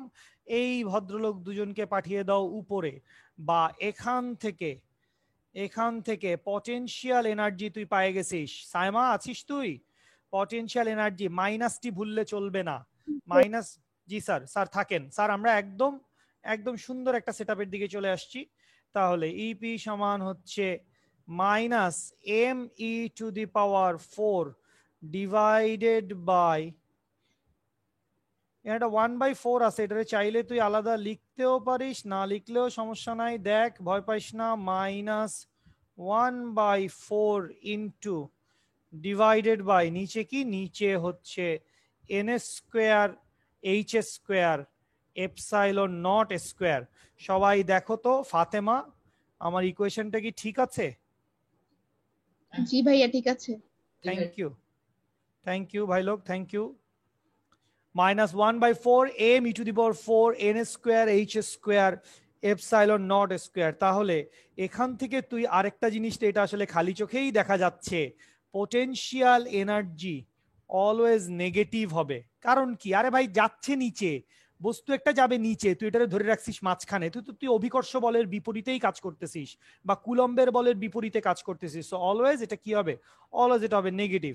তাহলে n square h square epsilon not square m e to the power 4 m e to the power 4। আচ্ছা, তাহলে পটেনশিয়াল এনার্জি পাইছো, কাইনেটিক এনার্জি পাইছো, তো এইটুকু যদি হয়ে যায়, এইটুকু যদি হয়ে যায় সবার, এইটুকু যদি সবার হয়ে যায়, তাহলে এমত অবস্থায় আমি তোমাদেরকে বলবো যে খুবই ক্ষুদ্র একটি কাজ তোমরা আমার জন্য করবে। কি করবে ভাই? যোগ অঙ্ক করো, যোগ। তাহলে ই টোটাল ই টোটাল মোট শক্তির মানটি কত বাইর করতে চাই, তাহলে ই টোটাল সমান কি হবে? ই টোটাল সমান হবে kinetic energy plus potential energy. ও বাবা, এই দুটার মান বসাইতে পারবো না, এই দুটার মান বসাইতে পারবো না, চিন্তা করেই টায়ার্ড লাগতেছে। অ্যানসারটি বের করে আমাকে বলো, যদিও আমি জানি অ্যানসারটি কত আসবে। অ্যানসারটি বের করে আমাকে বলো, অ্যানসারটি বের করো। যোগ, সিম্পলি একটা যোগ।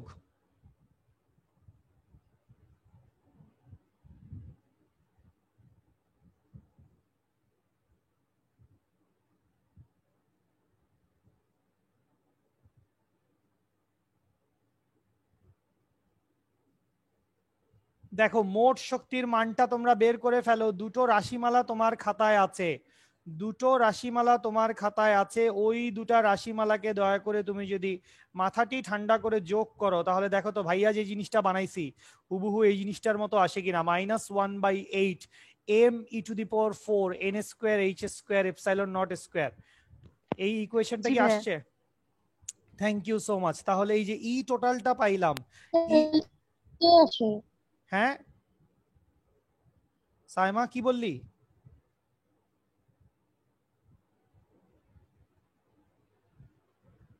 সাইমা যোগ টোগ যদি আমি ভুল না, ওকে ওকে, ভেরি গুড ভেরি গুড। তাহলে একটু খেয়াল করো তো, আমি কি বলতে পারি, তাকাও আগে তোমার খাতায়, কারণ আমার তো আগের পৃষ্ঠা, আমি তোমাকে দেখাবো। আমি কি বলতে পারি যে কাইনেটিক এনার্জির মডিউলাস ভ্যালু, কাইনেটিক এনার্জিটা তো আসলে পজিটিভ, এটার মডিউলাস না নিলেও সমস্যা নাই, ইজ ইকুয়ালস টু আসলে টোটাল এনার্জির মডিউলাস ভ্যালুর সমান, ই টোটালের মডিউলাস ভ্যালুর সমান। কাইনেটিক এনার্জির, তুমি কাইনেটিক এনার্জি গতিশক্তির ইকুয়েশনটা দেখো এবং মোট শক্তির ইকুয়েশনটা দেখো, তোমার খাতায় আছে। মোট শক্তির ইকুয়েশন তোমার চোখের সামনে, সবাই হোল্ড হোল্ড। এই যে তোমার সামনে কি আছে, মোট শক্তি -1/8 m(e⁴ n²h²ε0²। একটু ব্যাকে যাও, একটু ব্যাকে যাও, দেখো কাইনেটিক এনার্জি সমান কি 1/8 m(e⁴ n²h²ε0²। তাইলে কি আমি বলতে পারি যে আমার গতি শক্তির মান এবং মোট শক্তির মান সমান? চিহ্ন আলাদা, চিহ্নের কথা পরে, মান সমান। এই দুটো নিয়ে কারো ডাউট আছে? নিশ্চয়ই কারো ডাউট নাই। এবং এই দুইটা মান হচ্ছে আসলে, জি স্যার সমান, এই দুইটা মান হচ্ছে আসলে ওই যে বিভব শক্তি ছিল, পটেনশিয়াল এনার্জি ছিল। এই পটেনশিয়াল এনার্জি, দেখ পটেনশিয়াল এনার্জির ইকুয়েশনে কি আছে? পটেনশিয়াল এনার্জির ইকুয়েশনে আছে 1/4। পটেনশিয়াল এনার্জির ইকুয়েশনে কি আছে? 1/4। প্লাস মাইনাস বাদ দাও, এখন এই মুহূর্তে প্লাস মাইনাস বাদ দাও, কারণ আমি সব কি লিখছি? Modulus modulus modulus. তাহলে পটেনশিয়াল এনার্জির ক্ষেত্রে কি আছে? পটেনশিয়াল এনার্জির ক্ষেত্রে আছে হচ্ছে 1/4, আর বাকি দুইটার কাছে কি আছে? 1/8। তার মানে পটেনশিয়াল এনার্জিকে আমি যদি হাফ করে দেই, তাহলে আসলে আমি কি পাবো? তাহলে আসলে আমি ওই দুইটার সমীকরণ পাবো। খালি এইটা তোমার মনে রাখতে হবে যে কাইনেটিক এনার্জিটা হচ্ছে পজিটিভ, কাইনেটিক এনার্জিটা হচ্ছে শুধুমাত্র পজিটিভ, বাকি দুইটাই হচ্ছে নেগেটিভ। এবং একটু কথা শুনেন সবাই দয়া করে, এখানে তিনটি ইকুয়েশন শিখতে যাবার কোনোই প্রয়োজন নেই। ইকুয়েশন শিখবেন একটা, খালি ই টোটালের ইকুয়েশন শিখবেন। একটাই ইকুয়েশন মুখস্থ করবা, বা যদি মুখস্থ করা লাগে আর কি, অবশ্যই হয়তো মুখস্থ করা লাগবে, মুখস্থ না করলে পরীক্ষায় কেমনে লিখবো আমরা? কি নাকি পীর ফকির নাকি? তো মুখস্থ করো, কোনো সমস্যা নেই। ইকুয়েশন মুখস্থ করবা একটা, তিনটা ইকুয়েশন দয়া করে মুখস্থ করতে যাবাই না, কারণ ইকুয়েশন তিনটা আসলে একই কথাই বলেছে তোমাকে। ইকুয়েশন তিনটা কি করেছে? ইকুয়েশন তিনটা তোমাকে হুবহু একই কথাই বলেছে। ইকুয়েশন তিনটা তোমাকে হুবহু একই কথাই বলেছে। তো যেহেতু হুবহু একই কথাই বলেছে, আমরা আসলে ইকুয়েশন একটাই মুখস্থ করব, সেটা হচ্ছে ই টোটালের ইকুয়েশনটা মুখস্থ করব। এই হচ্ছে ই টোটালের ইকুয়েশন, এই হচ্ছে ই টোটালের ইকুয়েশন -1/8 m(e⁴ n²h²ε0²। আর এই হচ্ছে তিনটা শক্তির মধ্যে সম্পর্ক। যে কোনো একটা বের করো, বাকি দুইটা নিজেই লিখতে পারবা। যে কোনো একটা শেখো, তো এর মধ্যে ই টোটালটা শেখাটাই ভালো, কারণ ই টোটালটা দিয়ে কাজ আছে। কাইনেটিক এনার্জি শিখলেও হয়, পটেনশিয়াল এনার্জি শিখলেও হয়। সো যে কোনো একটা শেখো, বাকি দুটো নিজের মনের মাধুরী মিশায় বসাবো। একটু দেখো তো সবাই, সবাই এইটুকু পর্যন্ত একটু আসো, সবাই এইটুকু পর্যন্ত একটু আসো। আমরা স্যার, স্যার প্লিজ। ওই যে বিভব শক্তি EP equal to minus VE, এটা কিভাবে হবে একটু বললে ভালো হতো, চিত্রের মাধ্যমে বোঝান। চিত্রেতে তো আসলে নাই, চিত্রে নাই। এবং আমি এই পৃষ্ঠার ডান পাশে অনেকগুলো ইতিহাস লিখেছিলাম। আমি ফার্স্ট অফ অল বলেছিলাম যে পটেনশিয়াল এনার্জি এবং ওয়ার্ক ডান সমান, এটা নিয়ে তোমার ডাউট নাই নিশ্চয়ই, কারণ mgh work done and potential energy. এইটা সমান কি? এইটা সমান হচ্ছে ডেল ভি ইন্টু কিউ। এটা হচ্ছে স্থির তড়িতের কনসেপ্ট। ডেল ভি হচ্ছে বিভব পার্থক্য, কিউ হচ্ছে চার্জ। আর আমি বলছিলাম যে এই পটেনশিয়াল এনার্জিটা অলওয়েজ কি হবে? নেগেটিভ হবে, কারণ একজনকে ধরে রাখতে হচ্ছে তার স্বাভাবিক ডিরেকশনের বিপরীতে। ইলেকট্রন চাচ্ছে নিউক্লিয়াসে ঢুকে যেতে ভাই, ইলেকট্রন প্রতি মুহূর্তে চায় পজিটিভের দিকে চলে যেতে, কিন্তু এটাকে ঠেকায় রাখতেছি। তো এটাকে তো শক্তির বিপরীতে কাজ করা লাগতেছে, এই জন্য এটাকে ঠেকায় রাখছি। সো এই কারণে আমি এইটুকু জায়গা দিয়ে, প্রভা তুমি দেখো বোঝো কিনা, আমি ইপি ইকুয়ালস টু লিখছি মাইনাস ভি ইন্টু ই। সূত্র এইটা, এটাই স্থির তড়িতের সূত্র। ডব্লিউ সমান del v into q, charge স্থানান্তরে কৃত কাজ। চার্জ স্থানান্তরে কৃত কাজ। ভি মানে বিভব পার্থক্য, ই মানে হচ্ছে ইলেকট্রনের চার্জ। মাইনাসটা কেন? কারণ ওই যে শক্তির বিপরীত, স্বাভাবিক গমন প্রক্রিয়া, গমন ডিরেকশনের বিপরীতে ধরে রাখতে চাচ্ছি, তাই। হ্যাঁ স্যার, বুঝতে পারছি। ক্লিয়ার হও নাই তুমি বোধহয়, না? কেমন একটু মানে কেমন কেমন লাগতেছে তোমার ভয়েসটা, বলো কোন না না স্যার, বুঝতে পারছি। ঠিক স্যার আছে আরেকটা কোশ্চেন ছিল, প্লিজ। যে ইপি আর ইকে মানে গতিশক্তি আর বিভব শক্তি দুইটা বিপরীত কেন? মানে দুইটা কি বিপরীত দিকে ক্রিয়া করবে সবসময়? না না না না না, ওরকম কোনো ব্যাপারই নাই আসলে। কাইনেটিক এনার্জি আমরা যেটা নিছি ওটা তো আসলে রৈখিক, হাফ এম ভি স্কোয়ার, ও তো ঘুরতেছে কৌণিক বেগে। তো এখানে আসলে মানে এখানে আমরা শুধু মান নিছি, মান মান মান। শক্তির আবার দিক কি? শক্তির আবার দিক কি? শক্তি একটি স্কেলার রাশি বাপু। হ্যাঁ জি স্যার। হ্যাঁ, শক্তির আবার তো দিক টিক নাই। পটেনশিয়াল ড্রপ ঠেকায় রাখতে হচ্ছে, ধরে রাখতেছি ভাই এই বস্তুটাকে, ইলেকট্রনটাকে ধরে রাখতেছি ভাই, কত কষ্ট হচ্ছে। হ্যাঁ, ও নিচে ফুটা করে নেমে যেতে চাচ্ছে বা চলে যেতে যাচ্ছে, ধরে রাখতেছি, এই জন্য এটা নেগেটিভ। আর কাইনেটিক এনার্জি তো আসলে পজিটিভই হবে, হাফ এম ভি স্কোয়ার। ভর ধনাত্মক, যে কোনো বস্তুর ভর ধনাত্মক, ভি এর উপরে আছে স্কোয়ার, ওটাও ধনাত্মক, ওটাও ধনাত্মক, রাইট না? বুঝেছো না তুমি এখন? নিশ্চয়ই। জি স্যার, বুঝতে পারছি। Thank you sir, thank you sir. আচ্ছা, আর লাস্ট একটা ছোট্ট কথা, ওইটা কোথায় আছে? লাস্ট একটা ছোট্ট কথা হচ্ছে এই যে ই টোটালের ইকুয়েশনটা লিখছি, আমি একটু ই টোটালের ইকুয়েশনটা লিখতে চাই। ই টোটাল, মোট শক্তির মান। ই টোটাল সমান তুই কি পাইছিস? আমি মাইনাসটা থাকুক, তাহলে আমি পাইছি -1/8 ইন্টু, উপরে কি পাইছেন ভাই? উপরে পাইছি, মুখস্থ থাকে না রে ভাই, m e⁴। উপরে পাইছি হচ্ছে m e⁴ ডিভাইডেড বাই নিচে n²h²ε0² বা এখান থেকে ই টোটাল সমান, এখান থেকে আমরা আরেকটা ওই সিস্টেম করার ধান্দা করতেছি। ই টোটাল সমান 1/n², মাইনাসটা থাকলো, 1/n² into 1/8 into m e⁴ divided by h²ε0²। এই যে লাস্ট লাইনটা লিখেছি, লাস্ট লাইনের এই যে ডান পাশের এলাকাটা আছে, এই যে ডান পাশের এলাকাটা, এই ডান পাশের এলাকাটা খেয়াল করি, 1/8 m e⁴ divided by h²ε0²। এই পুরা জায়গায় দেখো সবকিছু কনস্ট্যান্ট। এই পুরো জায়গাটায় কি আছে? এই পুরো জায়গাটায় যা কিছু আছে সবকিছু কি? সবকিছু হচ্ছে কনস্ট্যান্ট। তাহলে এই সবকিছু কনস্ট্যান্টের ভ্যালুটা বসিয়ে দিলে যে এই রাশিমালাটা আসবে, সেটা যদি আমি সরাসরি লিখে দেই, এইটুকুকে আমরা কি বলবো? এইটুকুকে আমরা বলবো হচ্ছে প্রথম কক্ষপথের শক্তি। ধরো যদি n এর ভ্যালু যদি 1 হয়, n এর ভ্যালু 1 হলে প্রথম কক্ষপথের মোট শক্তি কথাটা বলতে হবে, নাইলে একদম ধ্বংস, কারণ শক্তি এখানে তিনটা ইকুয়েশন। মোট শক্তি নাম দিলাম E(1). এই E(1) সমান, মাইনাস থাকবে, শুধু n চলে যাবে, -1/8 into m e⁴ divided by h² ε0² সবকিছুর ভ্যালু বসিয়ে দাও, আমি বসাতে পারবো না এখন। সবকিছুর ভ্যালু বসিয়ে দাও, -1/8 ইন্টু এম এর ভ্যালু বসাও, e⁴ বসাও, রামসাম যদুমধু সবকিছু বসাও, বসাইলে পাবা হচ্ছে -13.6 ইলেকট্রন ভোল্ট। আমাকে একটু এটা এনশিওর করো কেউ, মানে আমি জানি এটাই ঠিক। 13.6। কিন্তু এই ইসাক স্যারের বইটি এত বাজে, ইসাক স্যারের বইটি খুবই বাজে, ভালোই লাগছে না ইসাক স্যারের বইটা দেখতে। জি স্যার, এটাই দেওয়া। এটাই তো হবে স্বাভাবিক।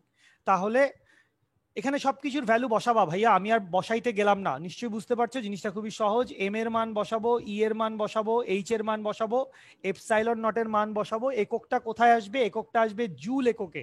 সবকিছু কোথায় আসবে? সবকিছু আসবে হচ্ছে জুল এককে। তো ওই জুল একক থেকে আমরা কি করব, এটাকে ইলেকট্রন ভোল্টে নিয়ে যাব। তাহলে যে কথাটা বলতে যাচ্ছি পরের পৃষ্ঠায় গিয়ে, এইটুক পর্যন্ত কি সবাই আসছো? এই জিনিসটা একটু বই থেকে দেখবা, আমি জাস্ট একটা লাইন ওভারল্যাপ করেছি, একটা লাইন ড্রপ দিয়েছি, তাও কিছু না, জাস্ট মান বসানোর লাইনটা ত্যাগ করেছি, বাকি সবই তোমাকে দেখানো হয়েছে। তাহলে হাইড্রোজেন পরমাণুর বা যে কোনো পরমাণুর প্রথম কক্ষপথের শক্তি কি ভাই? প্রথম কক্ষপথের শক্তি E1। E1 সমান কত? E1 সমান হচ্ছে -13.6 ইলেকট্রন ভোল্ট। এটা কি জিনিস? এইটা হচ্ছে প্রথম কক্ষপথের শক্তি, এইটা হচ্ছে প্রথম কক্ষপথের শক্তি। আর ভাইয়া আমরা কতক্ষণ পড়বো? আমরা আর 2-3 মিনিট পড়বো। তাড়া আছে কোনো? না ভাইয়া। তাইলে তো পড়াই যায়, আরো ঘন্টাখানেক পড়াই যায়। ধন্যবাদ। ভাইয়া ক্ষুধা লাগছে। আই এম সরি, আমরা আর ম্যাক্সিমাম 3 মিনিট পড়বো।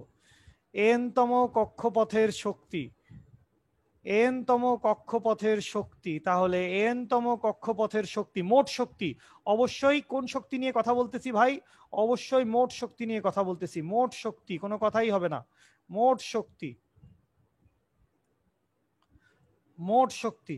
তাহলে n-তম কক্ষপথের শক্তি, এটাকে যদি আমরা E অফ n নাম দেই, E অফ n সমান হবে, ব্যাসার্ধের ক্ষেত্রে n স্কোয়ারটা ছিল উপরে, এটা মনে রাখো। শক্তির ক্ষেত্রে n স্কোয়ারটা নিচে।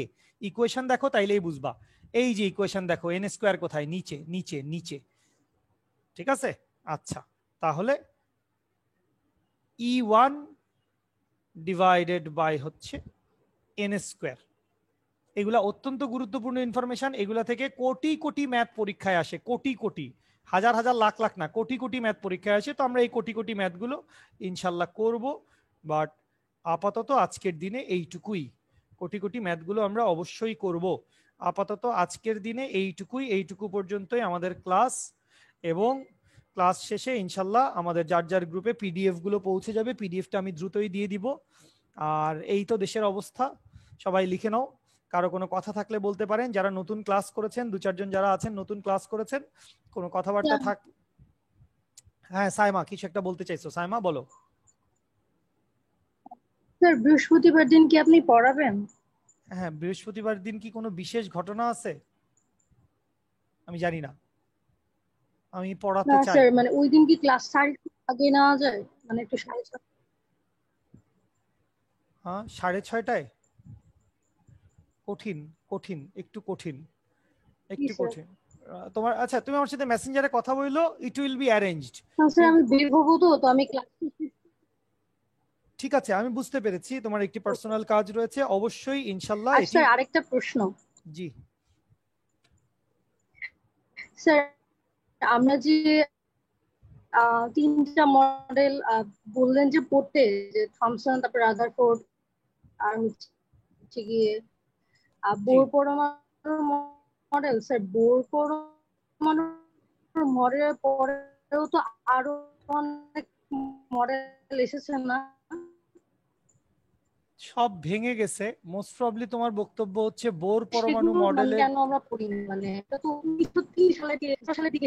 কারণ তুমি আসলে আজকে ফিজিক্স পড়ছো, তুমি আসলে পরমাণু মডেলের উপর পিএইচডি করছো না। তুমি যদি আসলে পরমাণু মডেলের উপরে পিএইচডি করতে, তাহলে অবশ্যই তোমাকে সকল পরমাণু মডেল জানানো হতো। আর না, নতুন পরমাণু মডেল ওভাবে আসছে মানে আমি তোমাকে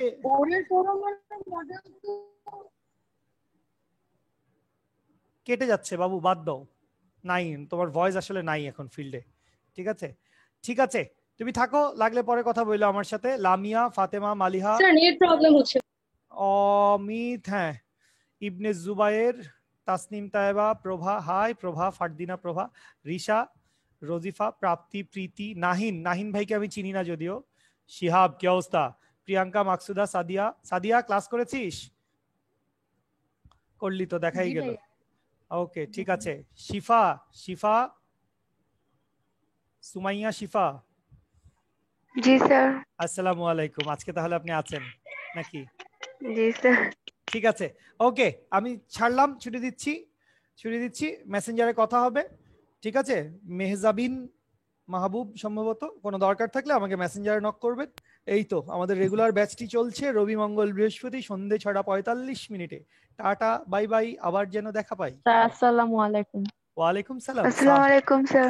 ওয়ালাইকুম সালাম। আসসালামু আলাইকুম স্যার, থ্যাংক ইউ সবাইকে ধন্যবাদ। আসসালামু আলাইকুম। যাও, ফি আমানিল্লাহ, বাই বাই, আল্লাহ হাফেজ, ফি আমানিল্লাহ, বাই বাই বাই।